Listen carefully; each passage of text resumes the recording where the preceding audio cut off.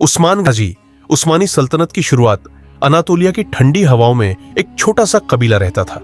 न उनके पास बड़ी सेना थी, न कोई महल, न कोई ताज, सिर्फ हिम्मत थी, सब्र था और अल्लाह पर यकीन था।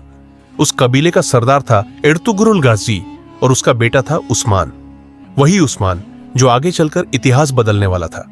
उस दौर में चारों तरफ अराजकता थी। बिजेंटाइन साम्राज्य कमजोर हो चुका था। तुर्क कबीले आपस में बिखरे हुए थे और हर कोई सत्ता के लिए लड़ रहा था। लेकिन उस्मान की सोच अलग थी। वह सिर्फ जमीन नहीं चाहता था, वह इंसाफ चाहता था। वह सल्तनत नहीं, एक सिस्टम बनाना चाहता था। उस्मान ने तलवार उठाने से पहले दिलों को जीतना सीखा।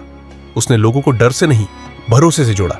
वह कहता था, हमारी ताकत हमारी तलवार में नहीं, हमारी नीयत में है।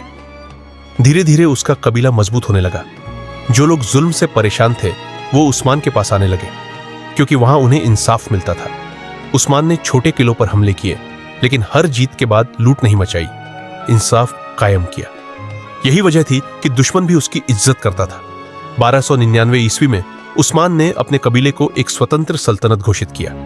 यही साल ऑटोमन एम्पायर की नींव बना। एक छोटा सा कबीला, एक बड़ी सोच और एक अटूट यकीन। उस्मान खुद को कभी बादशाह नहीं कहता था, वह खुद को अल्लाह का सिपाही कहता था।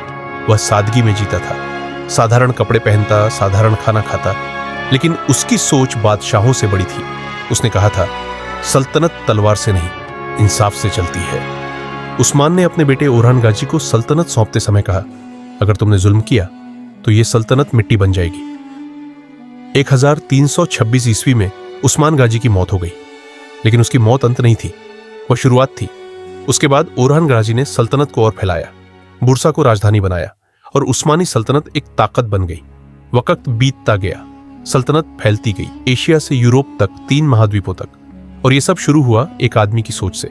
उस्मान गाजी कोई साधारण योद्धा नहीं था, वह एक मिशन था, वह एक विचारधारा था, वह एक क्रांति था।